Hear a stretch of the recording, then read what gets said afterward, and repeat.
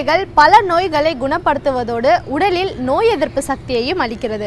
ஆதலால் இன்றைக்கு டாக்டர் கௌதமன் அவர்கள் நமக்காக என்ன மூலிகைகளின் பயன்பாடுகளை நம்மிடையே பகிர்ந்து கொள்ள வந்திருக்கிறார் என்பதை கவனிக்கலாம். நிகழ்ச்சியில் அடுத்த பகுதியாக வரவிருப்பது பல்லாண்டு வாழ்ந்திட. அன்பான கலைஞர் தொலைக்காட்சி நேயர்களுக்கு என்னுடைய இனிமையான காலை வணக்கங்கள். இன்றைக்கி நம்ம பார்க்கக்கூடிய தாவரத்துடைய பெயர் கார்த்திகை கிழங்கு அப்படின்னு சொல்லக்கூடிய ஒரு கொடி வகை தாவரம். அதிக விஷத்தன்மை இருக்கக்கூடிய சிவப்பு நிறமான பூக்களை கொண்டு படர்ந்து வளரக்கூடிய கார்த்திகை மாதத்தில் மழை பெய்கின்ற நேரத்தில் வயலோரங்களில் குளிர் பிரதேசங்களில் மிக அழகான தோற்றம் அளிக்கக்கூடிய ஒரு தாவரம் தான் இந்த கார்த்திகை கிழங்கு. இந்த கார்த்திகை கிழங்குடைய வேர் பகுதி பார்த்திங்கன்னா மிக மிக அதிகமான விஷத்தன்மை இருக்கக்கூடிய ஒரு வேர்களை கொண்டிருக்கும். இந்த வேர்களிலிருந்து கிடைக்கக்கூடிய சுத்தி செய்யப்பட்ட அந்த மருந்துகள் உடலில் தீர்க்க முடியாத நோய்களை தீர்க்கக்கூடிய அளவுக்கு சக்தி வாய்ந்தது. இந்த கார்த்திகை கிழங்கு பாரம்பரிய மருத்துவத்தில் என்ன பண்ணுவாங்கன்னா, சிறு சிறு ஒரு வட்டமான இருக்கக்கூடிய இஞ்சியை வெட்டுவது போல் இதை வெட்டி சுண்ணாம்பு தண்ணீரில் ஊற வைத்து சுத்தப்படுத்துகின்ற ஒரு வழக்கம் உண்டு. அல்லது பசுங்கோமியத்தில் ஊற வைத்து சுத்தப்படுத்துகின்ற ஒரு வழக்கம் உண்டு. இந்த மாதிரி செய்யும்போது என்ன ஆகுதுன்னா, அதனுடைய தேவையற்ற வீரியத்தன்மை குறைய ஆரம்பிக்கிறது. இந்த மாதிரி சுத்தி செய்யப்பட்ட கார்த்திகை கிழங்கை பொறுத்தவரையிலும் ருமட்டாய்டு ஆர்த்ரைட்டிஸ் நோயில் ஏற்படுகின்ற வலிகளை குறைப்பதற்கு ஒரு மிகச்சிறந்த அருமருந்து இது அப்படிங்கிறத இன்றைக்கு கண்டுபிடிச்சிருக்காங்க. ஏன்னா ராஜ்கோட்டில் நான் ஏற்கனவே சொன்ன மாதிரி இருக்கக்கூடிய மாடர்ன் மெடிசனோட ஒரு ஹாஸ்பிட்டல். ஆனால் பாரம்பரிய மருந்துகளுக்கு அதிக முக்கியத்துவம் கொடுத்து சிகிச்சை அளிக்கின்ற அந்த ஒரு மருத்துவமனையில் பார்த்திங்கன்னா, ருமட்டாய்டு ஆர்த்ரைட்டிஸ் சம்பந்தப்பட்ட சிகிச்சை ஏற்படும் போது செயற்கை வலி நிவாரண மாத்திரைகள் அல்லது ஸ்டீராய்டு மாத்திரைகள் இல்லாமல் இயற்கையான பொருட்களிலிருந்து எடுக்கக்கூடிய பொருட்களை வலி நிவாரண மாத்திரைகளாக கொடுக்க ஆரம்பித்து ஒரு ஆராய்ச்சி பண்ண ஆரம்பித்தார்கள். 1997ஆம் வருடத்தில் அவங்களோட ஒரு அறிக்கை என்ன சொன்னதுன்னா, இந்த கார்த்திகை கிழங்கிலிருந்து எடுக்கக்கூடிய சுத்தி செய்யப்பட்ட அந்த சூரணத்தை ஒரு 300 மில்லிகிராம் அளவுக்கு, ஒரு 70 கிலோ எடை இருப்பவர்களுக்கு ஒரு 300 மில்லிகிராம் அளவுக்கு கொடுக்கும்போது ஒரு வார காலம் வரை அவர்களுக்கு வலி சம்பந்தப்பட்ட காரணிகள் உடலில் இல்லாமல் இருப்பதை கண்டுபிடிச்சாங்க. அதன் பிறகு பார்த்திங்கன்னா இரண்டாவது கட்ட ஆராய்ச்சி 2001ஆம் ஆண்டு அவங்க பப்ளிஷ் பண்ண ஒரு ஆராய்ச்சி பார்த்திங்கன்னா, ருமட்டாய்டு ஆர்த்ரைட்டிஸ் நோயாளிகளுக்கு வழக்கமாக கொடுக்கின்ற பெயின் மற்றும் ஸ்டீராய்டு தெரப்பி கொடுக்கும்போது வலிகளுடைய தாக்கம் சிறிது சிறிதாக அதிகரித்து வந்தது. அதைவிட மோசமாக முட்டுகளுடைய செயல்பாடு மிக மோசமாகிக் கொண்டே வந்தது. ஆனால் இந்த கார்த்திகை கிழங்கிலிருந்து எடுக்கக்கூடிய சுத்தி செய்யப்பட்ட அந்த கிழங்கை 300 மில்லிகிராம் வரை கொடுத்து வரும்போது வலியுடைய தாக்கம் நன்றாக கட்டுக்குள் இருந்தது. வலி மாத்திரைகளுடைய பக்க விளைவு இல்லாமல் அவர்களால் நோயாளிகளை பார்க்க முடிந்தது. மிக மிக முக்கியமாக அந்த ருமட்டாய்டு ஆர்த்ரைட்டிஸ் நோய் பரவுகின்ற வேகம் கிட்டத்தட்ட 70 விழுக்காடு வரை குறைந்திருந்ததை கண்டுபிடிச்சாங்க. 2013ஆம் ஆண்டு மீண்டும் அவர்களுடைய ஆராய்ச்சி முடிவு வெளிவந்தது.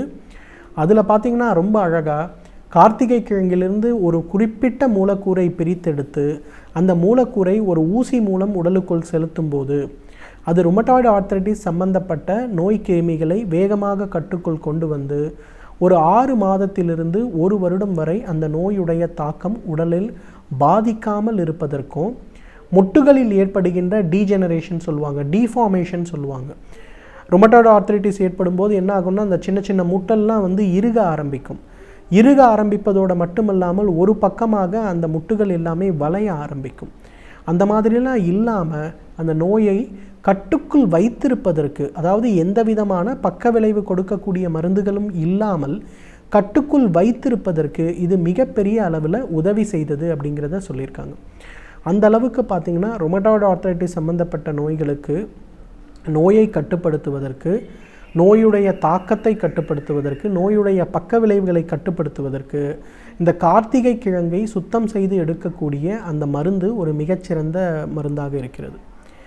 இரண்டாவது பார்த்திங்கன்னா, இன்றைக்கு இந்த முட்டு வலி சம்பந்தப்பட்ட கோளாறுகள், இன்றைக்கு நிறைய பேருக்கு இந்த முட்டு வலிகள் ஏற்படும் போது பார்த்திங்கன்னா முட்டு மாற்று அறுவை சிகிச்சை செய்து கொள்ள வேண்டும் அப்படிங்கிற ஒரு கடினமான ஒரு சூழல் இன்றைக்கு இருக்கிறது. பெரும்பாலான ஆர்த்தோபெடிக் ஹாஸ்பிட்டல்ஸ் இன்றைக்கி போகும்போது அது ஒரு ஆரம்ப கட்ட முட்டு வலியாக இருந்தாலும் கூட அவர்களுக்கு அறுவை சிகிச்சை செய்து வைக்கின்ற ஒரு விஷயம் இன்றைக்கு நடந்து கொண்டிருக்கிறது. ஆனால் நிறைய பேருக்கு முட்டு மாற்று அறுவை சிகிச்சை செய்து கொள்ள முடியாத சூழல் இருக்கிறது. இதய நோய் பாதிப்பு இருக்கிறது, நீரிழிவு நோயுடைய பாதிப்பு இருக்குது, சிறுநீரக செயல் குறைபாடு நோய் இருக்கிறது. இவர்களுக்கெல்லாம் முட்டு செயல்பாடு பாதிக்கப்படும் போது ஒன்றும் பண்ண முடியறதில்ல.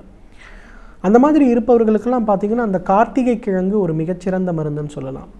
சுத்தி செய்யப்பட்ட கார்த்திகை கிழங்கை நன்றாக பால் விட்டு மைய அரைத்து வலி இருக்கக்கூடிய முட்டுகளிலெல்லாம் நன்றாக பூசி ஒரு வாழை இலை வைத்து கட்டுகின்ற ஒரு சிகிச்சை பாரம்பரியமாக மருத்துவ உலகில் இருந்து வருகின்ற ஒரு சிகிச்சை. இதை கொஞ்சம் லேசாக சூடு செய்து நன்றாக கட்டி வைத்து ஒரு 5 மணி நேரம் 6 மணி நேரம், பெரும்பாலான இடங்களில் என்ன சொல்கிறதுனா இதை கட்டி இரவு முழுவதும் வைத்துவிட்டு காலையில் வெந்நீரில் குளிக்க செய்யுங்க அப்படின்ற ஒரு சிகிச்சை திட்டம். இதை செய்யும்போது பார்த்திங்கன்னா ஒரு 3 மாத காலத்திலேயே அவர்கள் முட்டில் இருக்கக்கூடிய வலிகள் முழுமையாக மறைந்து போகிறத நம்ம பார்க்கலாம். ஏன்னா இன்றைக்கு பெரும்பாலும் பார்த்திங்கன்னா உள்ளுக்கு மருந்து கொடுக்காமல் வெளிப்புற சிகிச்சையாகவே முட்டு வலிகளை தீர்க்கக்கூடிய ஒரு மிகச்சிறந்த மருந்து இந்த கார்த்திகை கிழங்கு. ஆனால் முறைப்படி சுத்தி செய்து அந்த கிழங்கை பதப்படுத்தி நம்ம வெளிப்புறமாக தேய்க்க வேண்டும். இன்றைக்கு நிறைய பெண்களுக்கு பார்த்திங்கன்னா அவர்களுக்கு மாதவிலக்கு முடிந்த பிறகு ஏற்படுகின்ற மிக முக்கியமான ஒரு தொந்தரவு வெள்ளைப்படுதல் சம்பந்தப்பட்ட தொந்தரவு. நிறைய பெண்களுக்கு பார்த்திங்கன்னா அந்த வெள்ளைப்படுதல் தொந்தரவுடைய அளவு பெரும்பாலான நேரங்களில் அவர்களுக்கு அது செர்விக்கல் அல்சர்னு சொல்லக்கூடிய புண்ணாகவே மாறிவிடுகிறது. அவங்கெல்லாம் ரொம்ப சுத்தி செய்யப்பட்ட இந்த கார்த்திகை கிழங்கை ஒரு 60 மில்லிகிராம் அளவுக்கு ஒரே ஒரு வேளை காலை வேளை மட்டும் சாப்பிட்டாலே அந்த வெள்ளைப்படுதல் சம்பந்தப்பட்ட கோளாறுகள் மறைந்து போகிறத பார்க்கலாம். எனவே நேயர்களே, ருமட்டாய்டு ஆர்த்ரைட்டிஸ் சம்பந்தப்பட்ட நோய்களுக்கும் உடலில் ஏற்படுகின்ற முட்டு வலிகள் சம்பந்தப்பட்ட கோளாறுகளுக்கும் பெண்களுக்கு ஏற்படுகின்ற வெள்ளைப்படுதல் சம்பந்தப்பட்ட கோளாறுகளுக்கும் கார்த்திகை கிழங்கு இயற்கை கொடுத்திருக்கின்ற மிகச்சிறந்த அருமருந்து. தகுந்த மருத்துவ ஆலோசனையின் பேரில் சரியான முறைப்படி இதை உபயோகப்படுத்தினோம்னா நம்மாலும் பல்லாண்டு காலம் ஆரோக்கியமாக வாழ்ந்திட முடியும்.